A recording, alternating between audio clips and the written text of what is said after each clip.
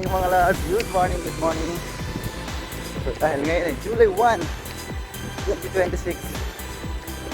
Ito yung araw ng sisimulan na ulit tayo mag-training. So medyo matagal tayong nabahante. Pero ngayong araw na to, sisimulan natin ulit yung training natin. Bali meron tayo kasing sasalihan na half marathon itong July din na to. So kaya naman, sisimulan ulit tayo. Bakbakan na ulit to. Let's go! 1K! Let's go! Medyo napahinga tayo ng konti dahil medyo na-busy tayo, pero ang mahalaga hindi tayo tumigil at babalik tayo sa pagtakbo. So siguro target natin mga 5 to 8 lang siguro. So yun, tara, let's go! It's okay! Let's go! Okay mga lods, let's go!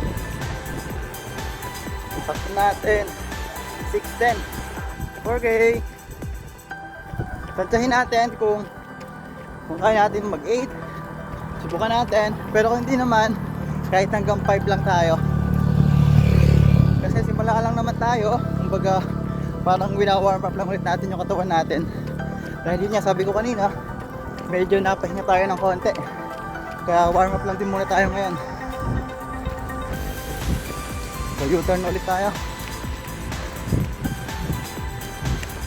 Yan.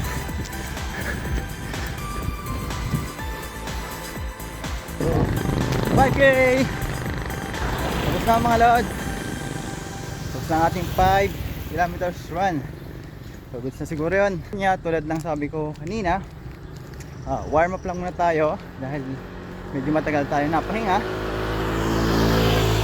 Day 1 pa lang to. So marami-rami pa tayo. So yun, hanggang dito na. Kita-kits sa next run. Bye bye.